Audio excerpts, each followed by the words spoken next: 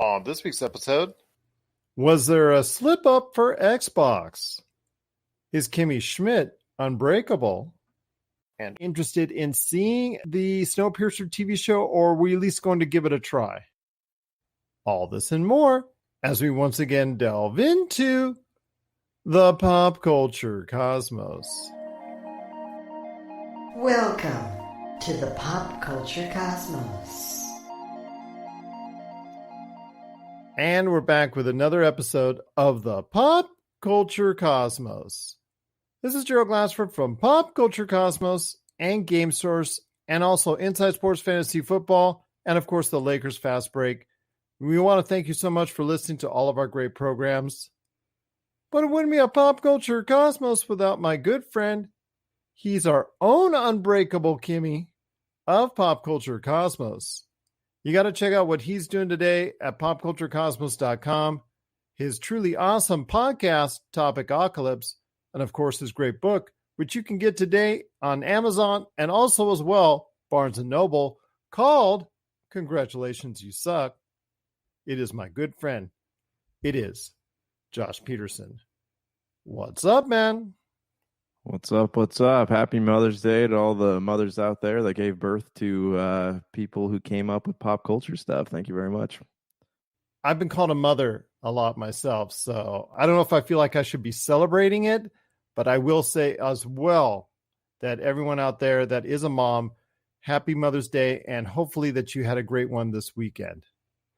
We're going to be talking a little bit about Kimmy Schmidt coming to Netflix. Her latest episode is doing something a little bit different this time around for a comedic movie. We'll talk about that coming up here later in the program. Plus, we're going to be talking about the new series coming very soon, Snowpiercer. So we're going to talk about Snowpiercer, the series, and see if it can recapture some of that magic later in the show. Recently, Josh and I, on our Facebook pages, went ahead and did the challenge of 10 days, 10 box arts, although Josh is actually still going to give you a preview because he's still in the middle of it. But we're in the process of doing a 10 days, 10 box arts. So we're going to talk about some of the box arts for some of the video games that have been most important in our lives coming up later in the program as well. But my friend, first on the list, and you as the quintessential Xbox fan, I know you got a chance to see some of the highlights that was going on with the latest Xbox Series X premiere of some video games that are coming out for the Xbox Series X later this year. But there was a little bit of blowback from it. It just wasn't the kind of presentation I think everybody was hoping for. So I want to hear your thoughts first off on the Xbox Series X presentation. Was it everything that you wanted, or did you need something more? I did watch this. I watched it, I tried to watch most of it live as it rolled out, but some of it I had to go back and watch later. But, honestly, I don't know what I was expecting. I wasn't disappointed by it. I was excited to see some of these games. I don't know what everyone else was expecting. This is unexplored territory. Like, how do you do an online games conference? I know Nintendo has done well with their Nintendo Directs, but those are highly produced things, whereas this was kind of them showing trailers, then having people talk about these games from their living rooms or offices or wherever they might be isolated. I don't think people have done things like this before, so I think it's kind of unfair to say that, like, hey, this is a really bad, this wasn't what I wanted, and whatever that might be, because this is the first time they're doing something like this. So as for the games, I don't know what I expect. Let me ask you this. Like, watching these trailers, do you feel like the games, these are being played through, I guess, like Series 1X processors or, whatever it is, but do you feel like graphics are getting better? Do you feel like we've kind of reached the pinnacle? Because I couldn't really tell the difference between what I see on my Xbox today versus what I was seeing in those trailers. Well, that's one of the things I wanted to ask you. But first off, actually, this is not one of the first times that they've done this before. I mean, they've now had, 20 years or close to it of presentations over the course of the years with the original Xbox, the Xbox 360, the Xbox One, and now the Xbox Series X. They've had plenty of presentations to take care of this stuff. Well, hold on. let me clear up that comment. That I'm not saying presentation wise from them giving, like an E3 presentation or something. I'm people presenting something from their living room. Like this is kind of they've never done something like that before. Nobody has. All right, I can give you some of that, but the choice of the games, I mean, there were a lot of great games. Obviously, Assassin's Creed Valhalla was the star of the show, and there were several other games that looked really, really good, but it was all cutscenes. And I think that's the problem is because they promised gameplay.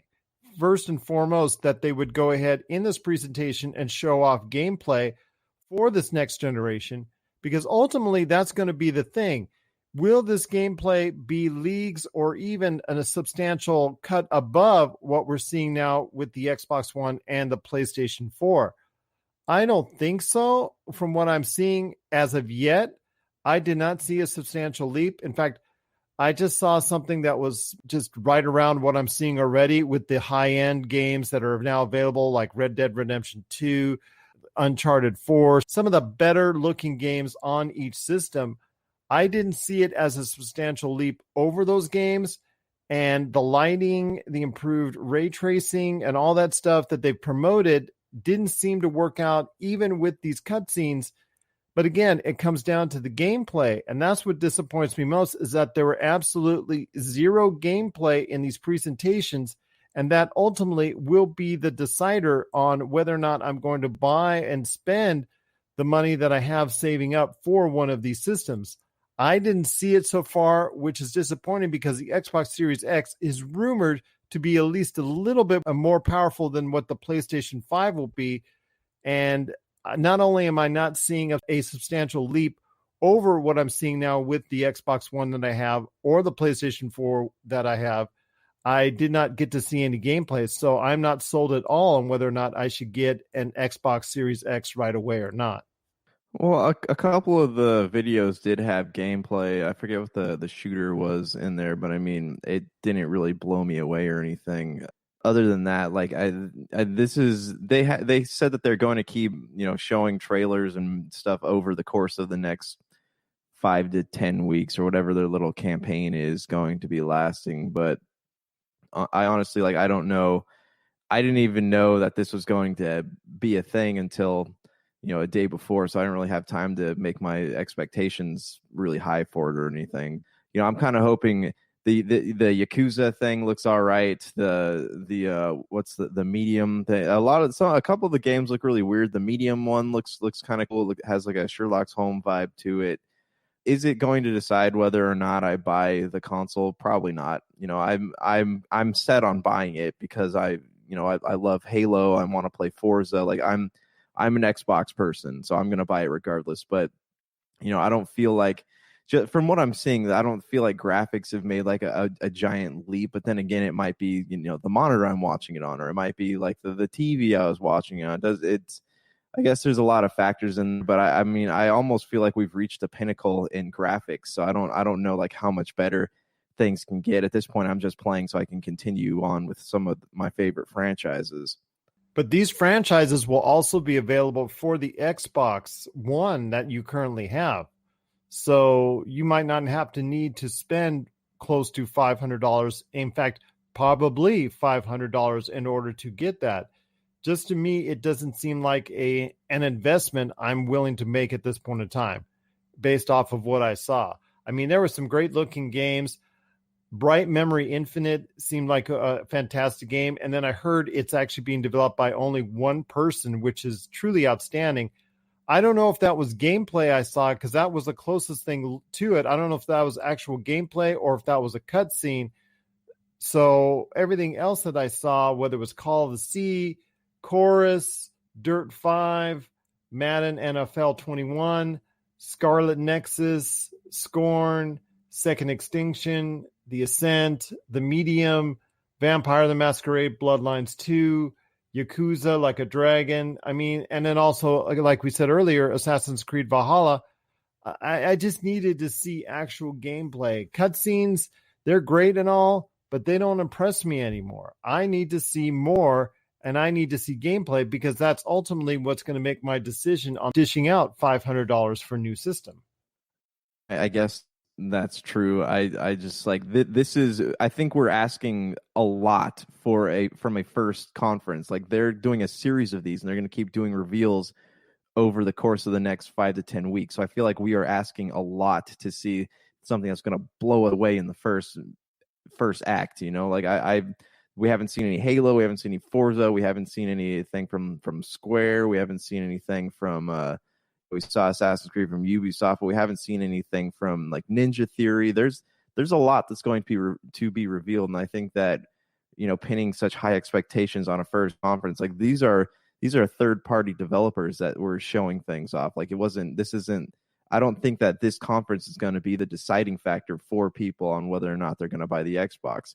And yes, they are going to be releasing things still on the Xbox One, but for how long? Like I said, I'm an Xbox person, so I'm going to buy this console regardless, but I also know that I need it if I want to keep playing Xbox games, because it's historically these Microsoft, Sony, Nintendo, or whatever, they only double print their games for so many months after the release because they want people to upgrade. They want people to buy the new console. So yeah, I can play Halo or whatever on my Xbox One, but I'd much rather play it on a new console. And then when something new comes out and they stop printing things for Xbox One, I'll be set. But first impressions with me and a lot of other gamers is important. And actually in life, first impressions often make, the decisions that we make in life, at least first off. And for me, it wasn't a great first impression at all because, again, you and I have been through a lot of E3s. I mean, I've been going to E3s since the 2000s. I mean, I've been going to E3s for a while, CES conferences. I've been watching E3s now for many years as well. So it's, to me, not impressive very much at all anymore when I see a whole bunch of cutscenes. And that's what I know I'm going to get. When I go to E3 and I see all these press conferences and whatnot, I get a whole bunch of cutscenes and it doesn't impress me. Actual gameplay impresses me the most. I love it when they do those developer walkthroughs, when the developers come onto the stage and they go ahead and they give you a little bit of walkthrough of a level from the game and whatnot. Those impress me more.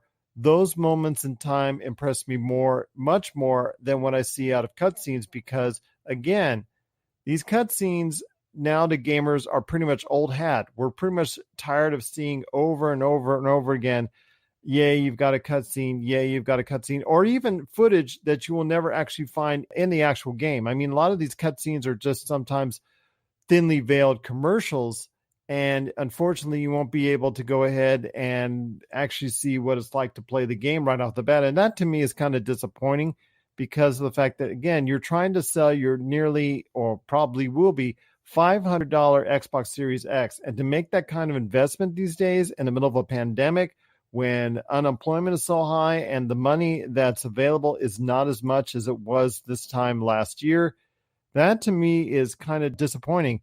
You need to make a good first impression, and I'm not sure Xbox Series X did it this time around. Thanks for checking out the PCC, the Pop Culture Cosmos. We'll be back in one moment. Needing an edge for your fantasy football team?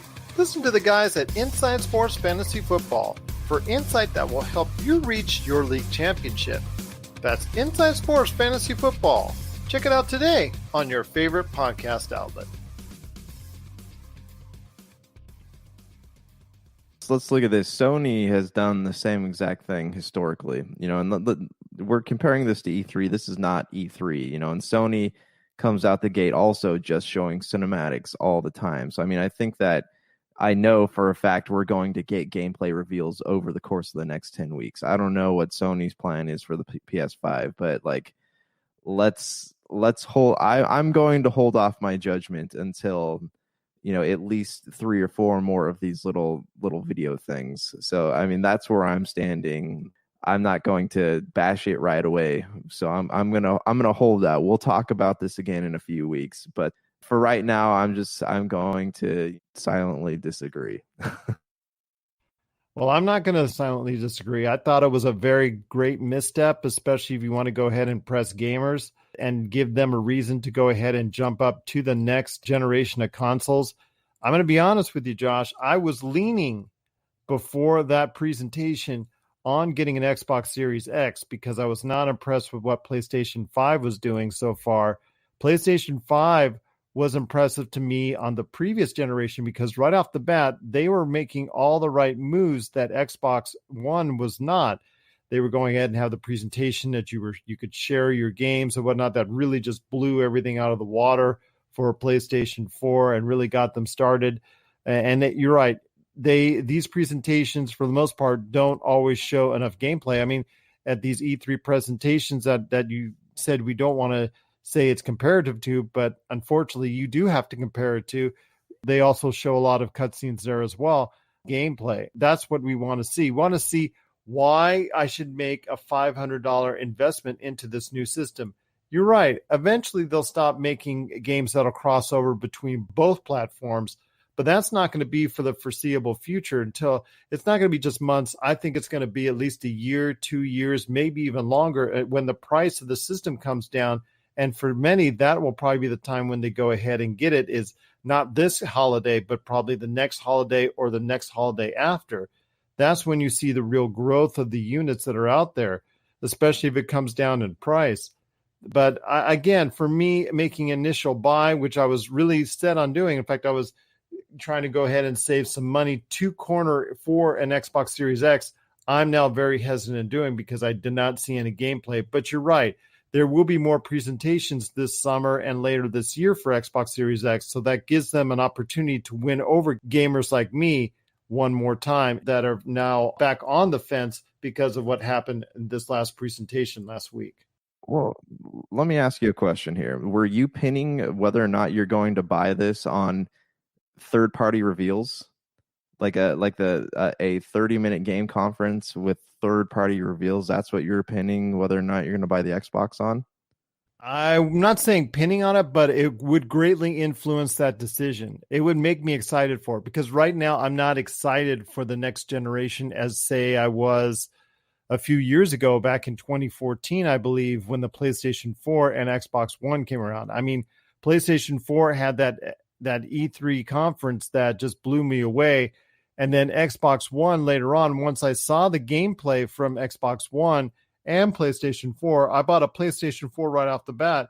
I didn't buy an Xbox One right off the bat, but once I started seeing gameplay of some of the games, I actually got interested in buying an Xbox One as well. So to me, it would have weighed heavily in the favor of doing so. I'm holding my bets because you're right. Right now, I don't see a substantial leap from going from one system to another.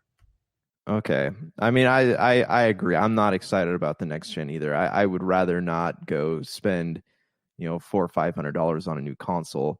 I honestly, like, I've repeatedly not been excited. Like when the Xbox, I was excited when the Xbox 360 came out, but I mean, I wasn't excited about the Xbox One, wasn't excited about the PS4. Like, these were just things that I felt obligated to buy as a gamer.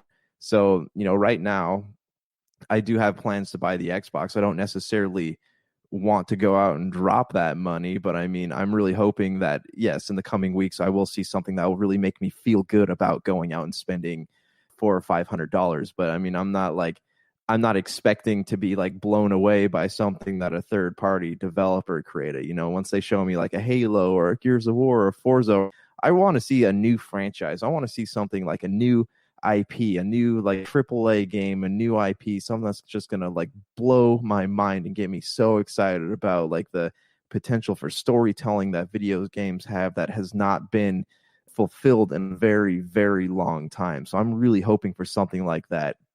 And who knows, maybe Sony's going to be the one to deliver that. But I mean, I know in the coming weeks we'll see something that's going to be just breathtaking, and I'm not expecting that from a third-party developer, but I'm not going to like hinge my purchase decisions on, something this is a build-up, and I know that, so I'm not going to like say I'm not going to buy this Xbox just because I didn't like, such and such. I'm like really hoping for something more soon.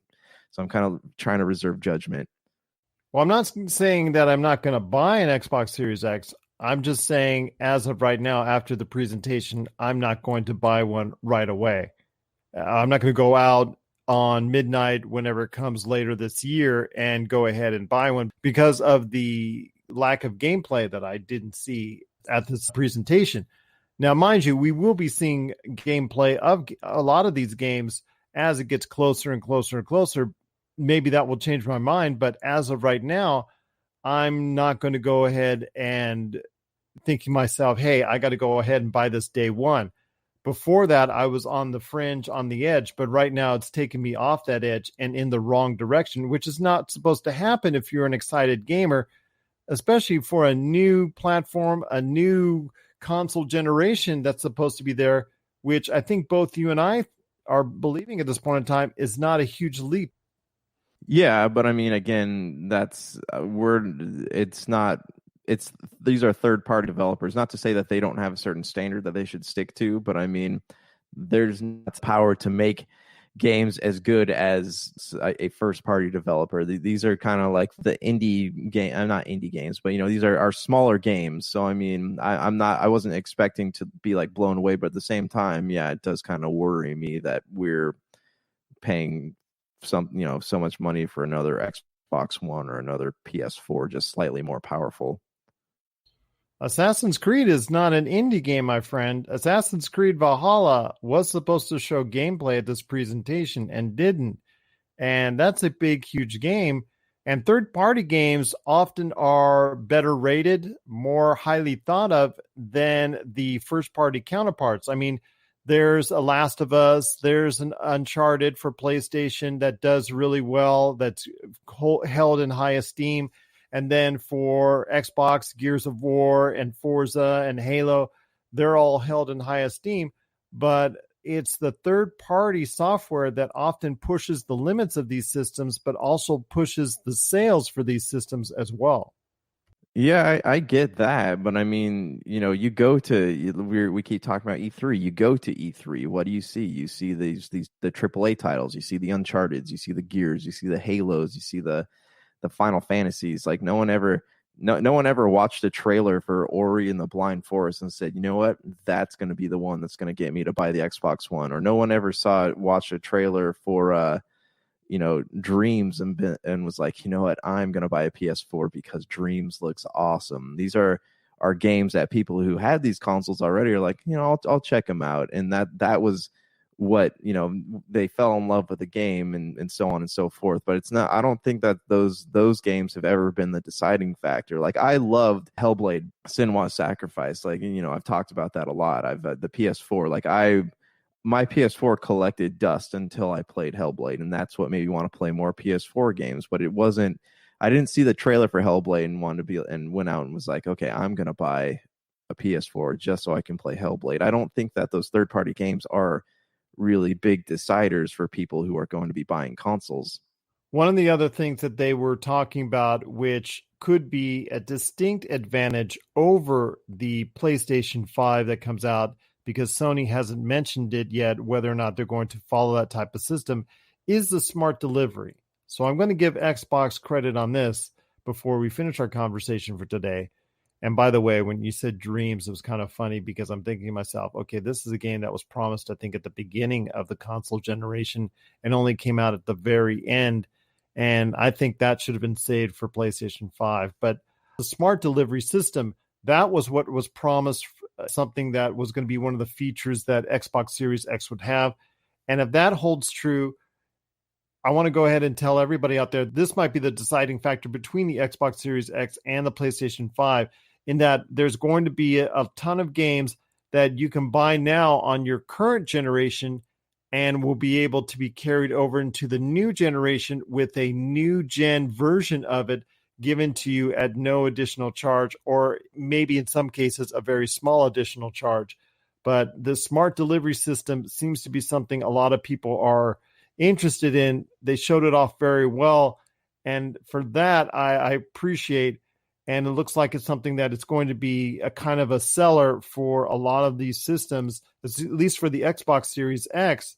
I don't know if PlayStation 5 will have such a similar system, But if it doesn't, it's going to lose out in the long run in this next console generation. You know what I think is the biggest Achilles heel of new consoles is that they are meant to be these powerhouses, right? And like I'm having this issue right now where I can't play my older consoles on newer TVs. Like they make these adapters, right? Like I've been trying to play Nintendo 64 on my, 70-inch LG smart TV, and I can't do it because the TVs have become so damn smart that they will not down convert signals anymore. And everyone always says, "Oh, hey, we bought these converter boxes and you can use this HDMI cable." And those don't matter. It's the fact that as TVs get better, these consoles are unable to adapt. And I think that's a big flaw because who knows, 5 years from now, maybe we'll have titanium plated HDMI cables and we won't be able to run the Xbox One. Like this is a big flaw. Like if they want gaming that will truly last, I think they need to do something where like you can play your older consoles on newer TVs. Like they need something, though the technology changes, they need to be able to like, I don't know, make it so you can go back and play these. I don't know if I'm the only one who's ever had that problem, but like I feel like consoles, they need to make it so it can adapt to newer technologies. Like I don't know how they would do that. Maybe I'm just talking out of my backside, but I don't know. If I could ask for anything out of a newer console, I would ask for the ability to still be able to play it 20 years from now.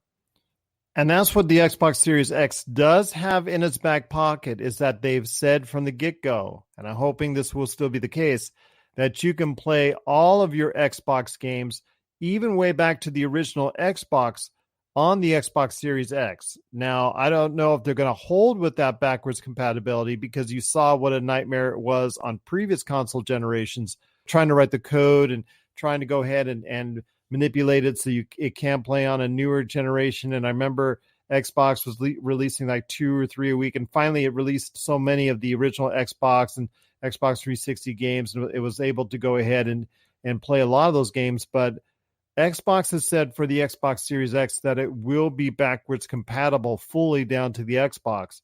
I don't think Sony's going to do the same, so that will be an advantage for Xbox as we go forward.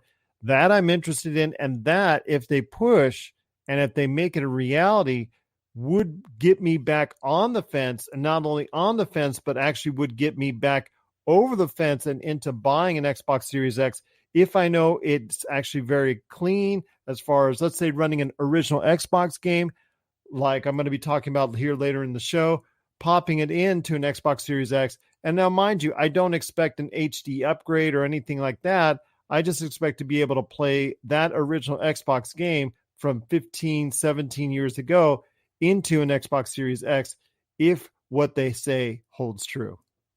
Well, let's hope even on the Xbox One, like there's a lot of Xbox 360 and original Xbox games you can't play. There are some you can play, like there's a running list, but if you were to go to like Retro City Games or Game Exchange or whatever your local jam is, like you see like a little gem hidden in there, a little $3 or $4 gem, you're like, oh, this is a game I wanted to play, but I just didn't want to pay $60 for it. But at $3, I'm more inclined to pay that. And then you bring it home, try to put on your Xbox. It doesn't always work. Granted, Sony doesn't do that for anything. So, I mean, you're kind of, Xbox is already winning the race there. But Xbox, it would be nice if you could play your entire catalog. You know, you don't have to go on to the Xbox Live Marketplace, repay for a game that you already have a physical copy of. Like that would be, I would love to just have everything backwards compatible. That would be the ultimate gift to gamers. It's going to be a cat and mouse game that we're seeing right now from PlayStation and Xbox. Xbox Series X, after getting off to a good start with the announcement of the specs and what's coming up and all that type of deal, it looked like it had a great advantage, but it kind of took a step back after the presentation because the graphics of next gen really aren't that next gen for us as of yet.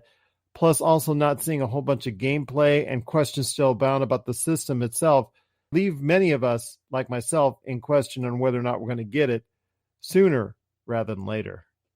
What are your thoughts out there on what's going on with the Xbox Series X and its presentation last week? Did it meet your standards? Did it do everything you wanted it to do? Or did you want to see a lot more from the Xbox Series X? Share us your thoughts, popculturecosmos@yahoo.com. Well, coming up next, it's The Unbreakable Kimmy Schmidt on Netflix coming up later this month, and we're going to let you know why it's important to television coming up right after the break. This is the Pop Culture Cosmos. Coming soon from McCallum Films, Zero Cool Films presents Action Figure Adventure. Super collector Jay Bartlett hits the road once again in search of action figures' most iconic and noteworthy and rare figures, all in the name of creating the most ultimate action figure auction ever. He fronts the cash that charity benefits in the end. What will he get? How will he get it? And how well will he do? Find out November 1st, 2020. This and many more from McCallum Films. And we're back with the Pop Culture Cosmos. It's Gerald Glassford along with Josh Peterson coming right back at you here. If you get a chance, you like what we do, please give us that 5-star review on Apple Podcasts or wherever you get your podcasts and able to leave a kind review. If you do so, it does not go unnoticed nor unappreciated by us here at the Pop Culture Cosmos. Also, if you get a chance, please like our shows, subscribe, and also share it with a friend that if they really like, let's say, geek culture. I will say geek culture, pop culture, movies, television, video games, the whole 9 yards that we go into here on a regular basis here at the Pop Culture Cosmos.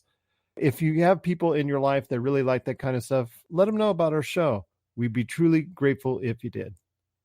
But my friend, I want to talk to you about coming up later this month in May is a show from Netflix, Shock of Shocks, with one of the many things that's coming out for Netflix, including Space Force, like we talked about on the PCC Multiverse. And that is The Unbreakable Kimmy Schmidt, Kimmy versus a Reverend. The thing with this Unbreakable Kimmy Schmidt, Kimmy versus a Reverend, is that this is a choose-your-own movie adventure, similar to what we saw with the Black Mirror episode about at the end of 2018, if I'm not mistaken, the Black Mirror Bandersnatch, where you choose your own adventure and you make decisions. They'll leave it up to you to go ahead. They'll stop in the middle of just before they go ahead and do an action. You'll get to choose, should I do this or should I do that? Should I go here or should I go there? Should I stay or should I do this? It's going to give you these options during the course of the movie, which can lead to several different routes, which we saw from Black Mirror Bandersnatch. So I ask you, Josh, it's been a while since this technology has been used really to any effect since Black Mirror. It's been almost a year to my knowledge. I think maybe one other show tried to do it or one other movie, but this is something that Netflix now may be going to in the future more often. Is this something that interests you in a show that maybe didn't interest you before? Or is it something that's just going to be, hey, you know what? I can miss it. This is not really a big deal. Because I think it's going to make it's going to make a show that's a comedy even more fun. I have a couple thoughts about it. So my first thought here is, yeah, it would be cool just because it's a different genre. It's not something serious. You're with a character like Kimmy Schmidt, you're more invested in it because you have a history with the show. You have a history with this character. Black Mirror is a series of separate stories, so you don't really care what happens to the character. Your choices are just like, ooh, what can I do to make the show last longer? What can I do? I'm just curious. I have this morbid curiosity of what happens if I walk path A versus path B. With Kimmy Schmidt, I feel like people will be more invested. It's kind of like a Second Life type thing where you can talk to this person or you can talk to this person, but I really want to see Kimmy succeed. So I'm going to try to pick the path that I think is best for her. So that's kind of a cool note. And I think that will appeal to a lot of people. As for my personal opinion on it, I don't, I think it's cool. I think it's a cool novelty. I might watch it, but here's my thing. Much like the Nintendo Wii, I like to game, but I don't like to move when I'm gaming. I like to watch shows, but I don't like to have to think or make decisions while I'm watching shows. I want them to be made for me because that's why I watch them. I mean, what are your thoughts though? Are you excited about this? I actually am. First of all, I'm actually picturing you like a couch potato, just go ahead and just diving and being enveloped by the sofa as you watch a movie. It's kind of funny, right? Oh, yes. Yes. On the once every 5 years I get to do that. Yes, exactly. Once every 5 years, you get to do that indeed. But I will say that to me, it makes it more interesting. Now, let's put it this way in context. Unbreakable Kimmy Schmidt, if you've not seen it, is a multi-Emmy award-winning show. It's a very highly thought of show by the critics. A lot of people do love it out there. It's been around for a few seasons now, and it's something that I think a lot of people, if you've not gone out of your way to see it, you should see it. I mean, if you like 30 Rock, you like some of those type of shows that you've seen before, Tina Fey style, because actually she helped develop this show and helped create it, I think you should go ahead and embrace it because there's a lot of great talent on it. And in fact, Daniel Radcliffe is going to be part of this showing for Unbreakable Kimmy Schmidt versus the Reverend. So I'm more interested in actually watching the show. I've watched episodes before of the show and always been entertained, but I think I'm going to be now more invested into it if I go ahead and make decisions on it. But it shouldn't become an every episode thing. I think every now and then it should be like a novelty. I'd like to see it used more often, but not to the point where it becomes old hat. Like for instance, maybe just one episode a season for Kimmy Schmidt or for any other television series, maybe just once every 22 episodes or whatever, however many episodes that your show has. I'd like to see them do this once where you choose your own adventure and choose your own path. I know it means a lot more footage you have to go ahead and film. I know it means a lot more decisions you have to make as far as production staff or production crew, writing, directing, the whole 9 yards. But you know what, Josh? Every now and then it breaks up the monotony of just, okay, I got to binge this season of show X. To me, I think that something that would break up the monotony of that and would provide something interesting if it's done once in every while type of manner. Yeah, I mean, I agree with that. It's not something I'd want to have, on every show. So I hope people like it, but I hope it's not like crazy successful because I don't want to sit there and watch like Stranger Things and have to decide, is Hopper going to go to Russia or is he going to go to this theme park? I don't want to have to make those decisions. That sounds not relaxing to me. Is he going to be eaten by the Demogorgon? You decide. You decide. Or plot twist, you can be the Demogorgon, and then you have to decide who you're going to eat. That would actually be kind of fun, but then that should be a video game instead. That would be really good. Like a VR game. It would be a cool VR game, I think. Something like that, yes. Well, Unbreakable Kimmy Schmidt versus the Reverend. It's coming out later this month on Netflix. I hope you get a chance to catch it. We're kind of interested in it. I more than Josh, but again, this is something I don't want to see with every show. In fact, I don't want to see a series that uses this choose your own type adventure as the foundation of it. I think eventually if this becomes popular, you might see someone do that. I'm not sure that exactly would be the best scenario, but I do want to see it out of some type of series. Doesn't matter what genre, doesn't matter what background. Just every now and then, like I said, once a season or something like that, just have that type of explorable type content that the viewer can go ahead and rewatch to try and get a different outcome. And I think that's what it's all about, is getting a show that you can go ahead and rewatch every time and have a different adventure each and every time. So to me, I think would be a great thing to have at least once every season from selected shows. I don't want to see it too much because I'll probably get tired of it. Like you, Josh, I would probably get tired of it quite quickly. I want to go ahead and relax when I watch on the TV too. But every now and then, I want to go ahead and stimulate myself when I watch TV. So I'm hoping that Unbreakable Kimmy Schmidt versus the Reverend, which has gotten high reviews already in advanced screenings, is going to be something that a lot of people will enjoy. We'll have to wait and see, but I'm excited for it. And I'm hoping this type of way of storytelling won't become something that we won't see for another year and a half. Hopefully we'll see it every now and then pop up as something to provide interest to viewers out there like you and me. What are your thoughts out there on the Unbreakable Kimmy Schmidt versus the Reverend and its style of storytelling, similar to what we saw in Black Mirror Bandersnatch, where it's a choose your own type adventure? Share us your thoughts, popculturecosmos@yahoo.com. Also as well, Pop Culture Cosmos, Humanica Media, and Game Source on Facebook, Twitter, and Instagram as well. You're listening to the Pop Culture Cosmos. Well, my friend, I wanted to ask you real quick, Snowpiercer. I know you saw the movie like I did. What were your thoughts on the movie with Chris Evans and Tilda Swinton? It was good. I enjoyed it. It kind of, it had a dystopian feel to it, and like I'm always up for watching those types of things. And it was really one of those.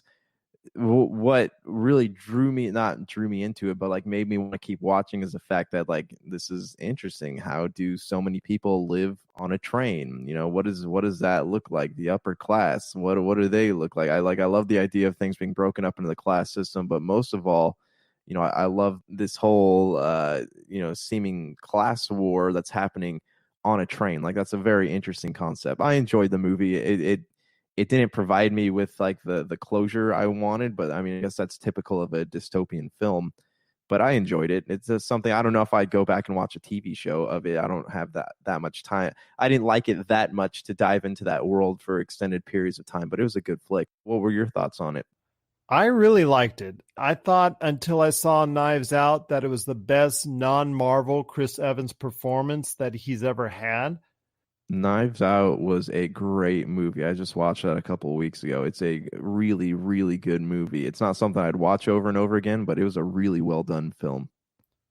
And to me, it was one of the best films of last year. But until then, Chris Evans' career outside of the Marvel Cinematic Universe, I mean, he had some stuff with the Fantastic Fours and the Losers and some other stuff that he was doing, even when he was a teenager, that is out there, but really never impressed me. It didn't get to the point where he did something like this that was really totally out of the box, because it was a smaller production and it was something that was totally unexpected by me, that I would like it and enjoy it.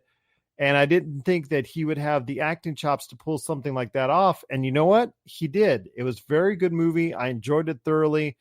And I was surprised to see a couple years ago, when the first talk happened around a Snowpiercer TV show that was being developed, I was saying, I might be on board with this. And later this week, it's going to be appearing finally, after delays and things of that nature. Later this week, it's going to be Snowpiercer, the series. Now, obviously, it's not going to star Chris Evans. He's moved on, obviously doing the Marvel thing that he's now retired from, quote unquote, supposedly. Did Knives Out, which was a big success and was a fantastic movie, and a movie I think that has now replaced Snowpiercer as the best non-Marvel Chris Evans movie that I've seen as well. But I think this is something that is going to be, it's going to go into that world a little bit more about the different sections of the train. And also, hopefully, it will go into the more of the backstory about how they got into this situation in the first place with all the, the atomic wars, or why they had to go ahead and, where the world became so cold, and why there is the need to have just one train zipping around the world and just keep moving and keep moving. I wanted to know more about that, because that's the part, unfortunately, within the framework of a film, you really don't get explained all that well. I mean, they did gloss over it. And then also the different class structures in the different cars on the train. That to me is something I would like to know more about as well. And with the series, you can find out much more about that in detail. And I'm hoping they'll delve into that outside of just the dynamic between the Chris Evans character and the Tilda Swinton character, who are being replaced by all new characters. So I want to ask your thoughts on this, my friend. You said you were not interested in seeing the Snowpiercer TV show, or were you at least going to give it a try? I'll watch an episode or two just to see if it hooks me. But if it doesn't, it's not going to be one of those shows that just because I like the movie, I'm going to drag myself through a series of it. Like I could watch the first Snowpiercer and be fine with nothing else. Well, it's so funny because it's going to have another Marvel alum in it, in Jennifer Connelly. She's going to be playing the Tilda Swinton character. And then David Diggs, he's going to be playing the role of Andre Layton, who's going to be the Chris Evans character as far as the hero in the TV series. So it's going to be interesting to see their dynamic, which obviously has to be the key to the series. But going into more of that world, going into more of why it happened, how it happened, and also the situation that they're now in, I want to see more of that develop. And I think that will be the key on if Snowpiercer, the TV series, is ultimately going to be a success or not, and to see if they can extend it to even more seasons. So, and also that it's appearing on TBS, which new series are really not that familiar with on TBS. TBS usually plays a lot of other stuff. So I'm excited to see how TBS is going to parlay a new series like this that's been given to them. And the fact that they didn't put this on TNT instead kind of makes it very interesting. So I want to see how that works out. But one last question to ask you on Snowpiercer before we head on to other topics is, okay, do you ultimately think Snowpiercer is a big enough property to garner enough interest and garner enough success that will be something people want to watch right off the bat?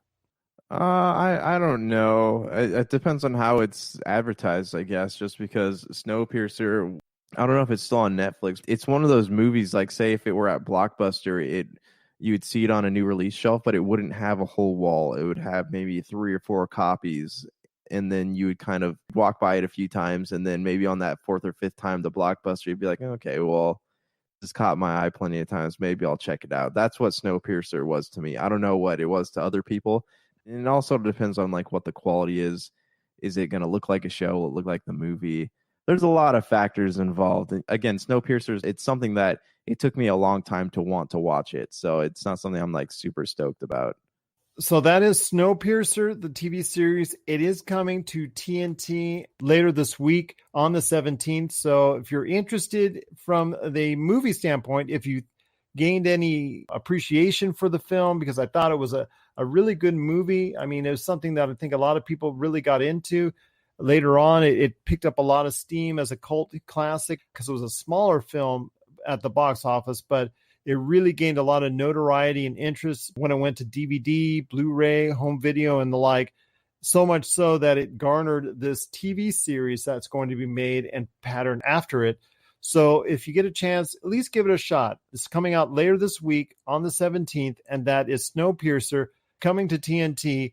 And we're looking forward to at least giving it a shot on Snowpiercer, the series. We'd love to hear your thoughts on Snowpiercer, the TV series. popculturecosmos@yahoo.com. Hey, this is Chad from Ghost Toasters, and you're listening to Pop Culture Cosmos Podcast.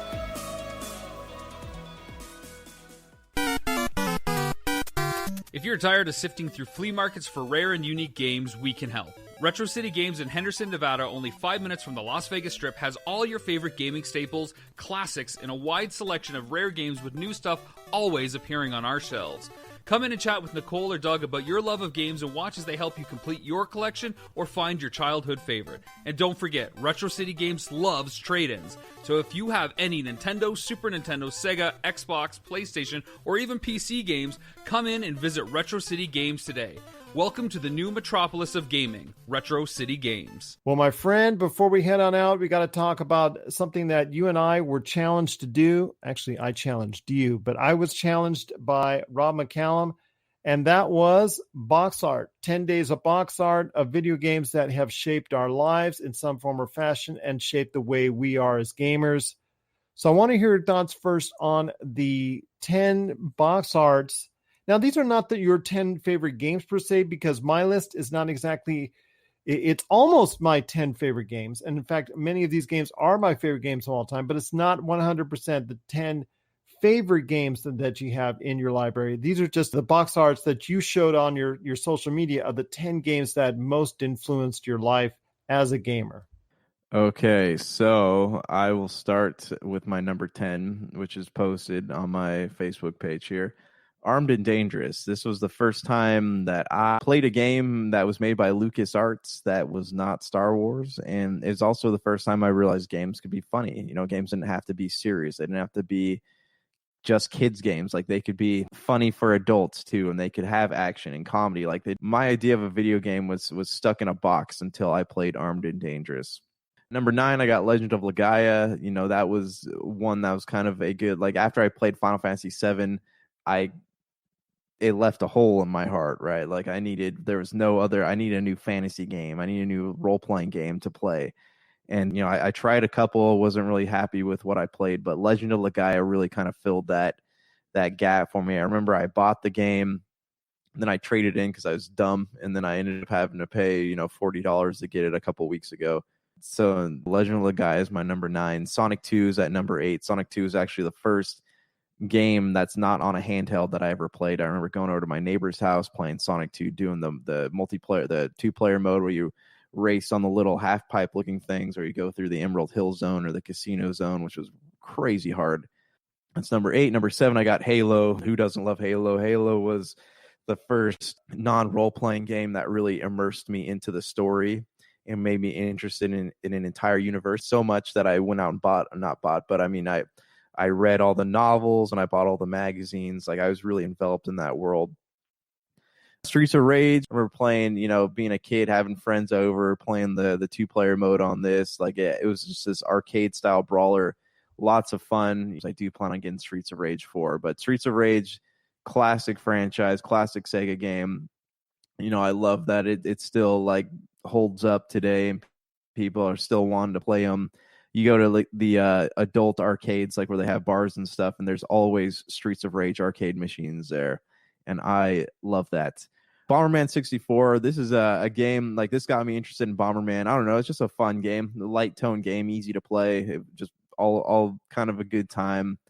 Forza Motorsports 2, like this was outside of Gran Turismo. This was like the one of the racing games that kind of like got me into racing games. I remember like spending hours on this game with my brother and Big Dog and Brian Kane, and like we'd create these custom paint jobs, and we'd buy cars, paint them with the most ridiculous, sometimes like not very appropriate things. We gift them to each other, and we play these games where it's like cat and mouse, and you had to drive the car the person gave you.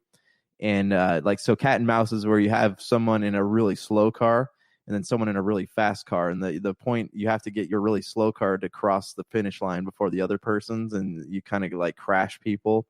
Star Wars Shadows of the Empire, and that's one I spent a lot of time on playing Nintendo 64 as a kid.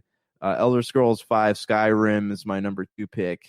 I love games that kind of fully immerse me into the world. Last but not least, Final Fantasy 7, because that is kind of the game that defined my interest in games. It's a wonderful game. I'm playing the remake right now. Tell me what yours are. For me, it starts off with Pong. Pong is something that I was first given to as a very young kid, and my sister and I just loved the heck out of it. And really just that got started for so many people out there at that time into the world of video games. And then it evolved obviously into the arcade games. And then we got into Atari 2600, and, the rest is history. So Pong is, for many people that are my age, or maybe even a little bit older, one of the places that they would tell you what started their love for gaming. Also for me, the Uncharted's have been a great influence in my life as far as the enjoyment I've had from a narration standpoint. I really saw where storytelling could go within a video game medium with the Uncharted's. The Uncharted one, while it's not the most pleasant of games when it concerns gameplay and things of that nature, from a narrative standpoint, it was truly outstanding. I loved the story. For the first time, I really felt, maybe Halo, maybe a couple other games like that before then, but this was pretty much the first time for me that I was really invested into a story to the point where I felt like I was within an action thriller that I could relate to. I mean, I played Halo and just had so much fun with that game, and obviously some others over the years, but it wasn't until Uncharted Drake's Fortune, which I could really just invest myself into the game and felt like I could go ahead and be like Nathan Drake and have that kind of adventure. And then Uncharted 2 and Uncharted 3 for me are two of the best games that I've ever played on any system anywhere. So that to me was the Uncharted's just so very much of an influence on my life. And also Mass Effect 1 and 2, from a story building standpoint, again, it's not necessarily about the gameplay, because the gameplay, similar to what I saw in Uncharted Drake's Fortune, wasn't the greatest, but the narrative, the storytelling, the choices that you can make, the expansive universe that was Mass Effect, the compelling story that you had to save the galaxy, that to me was really, really fun, and just it's so much a part of what helped me realized that video games could be art and tell so much of a great story. I was just so intrigued by it that I'm hoping to see more from the Mass Effect universe, even to this day. I mean, you see the stuff in my studio. You see that here as far as from Mass Effect and Uncharted on narratives. You see that artwork here and all that. You know why I love the game so much. And that's why it's influenced me so much as a gamer. Doom, I've talked about this before on the show. I think that goes back to my time in special effects when I was going ahead and having LAN parties with fellow crew members in Hollywood while I was working for a special effects company, and just so much in the way of great times about how a multiplayer game could bring so many people together. I mean, the same could be said about Halo 2. Halo 2's multiplayer was so groundbreaking. The matchmaking system was unlike anything we had really seen up until that point in time. And Halo 2 and all the variations that they were throwing out at us and game variants and game maps they were throwing out at that point in time, it had me hooked every night for over 2 years. And I cannot say enough good things about the Halo 2 multiplayer. Also, 13 on Xbox, another great narrative. You have amnesia. You didn't know if you killed the president or not. So you're trying to go ahead and unwind the story from a first-person narrative. The cell shading was a different look for this game, so it was a great influence on my life and how narratives could really dictate how a video game could be played. And then Gears of War is also a big influence on my life because of the fact that when I was running the video game stores, to me, it was something as a team building experience with my crew after, because always we would talk at the store, hey, you're going to be online tonight? You're going to play some Gears tonight? You're going to play some Gears? To me, that was just such a wonderful experience when I went online and I heard all my staff there and ready to play. And we would play to all hours of the night in some Gears of War because the multiplayer was just so fun to play. And I enjoyed it thoroughly, and I will always remember that as good times as part of, me being a part of that team building experience. So those are some great game memories that we have from the box arts that we've been showing off. Here's a challenge to everyone out there. Go ahead on your Facebook or Instagram or TikTok or wherever social media that you use and show off 10 box arts from 10 video games that you love that has been most important in your life. And then go ahead and challenge on each of those 10 days someone new that so they can go ahead and share the love for video games as well. We offer that challenge to you, and we hope you take it upon yourself to do it. And if you do, let us know. popculturecosmos@yahoo.com. Also as well, Pop Culture Cosmos, Humanica Media, and Game Source on Facebook, Twitter, and Instagram as well.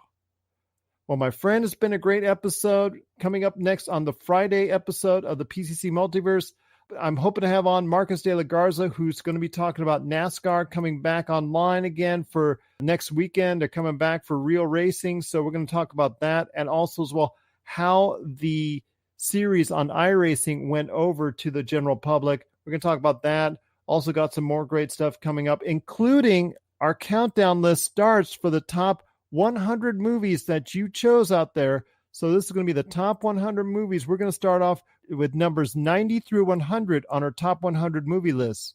You excited, Josh? Oh yeah, excited to see some of these picks, see what my thoughts are on them, see what I didn't expect to make the list. I am really excited. Yeah, I'm excited about it as well. There's some movies out there. Once you take a look at the entire list, because only you and I right now have the entire list, there's going to be some movies that are going to surprise you. Rest assured, there will be. But my friend, it's been a great episode. I cannot thank you enough for joining me. And again, if you get a chance, please give us that 5-star review on Apple Podcasts, or any questions, please hit us up at Pop Culture Cosmos. Well, last thing, hope everyone had a happy Mother's Day this past weekend.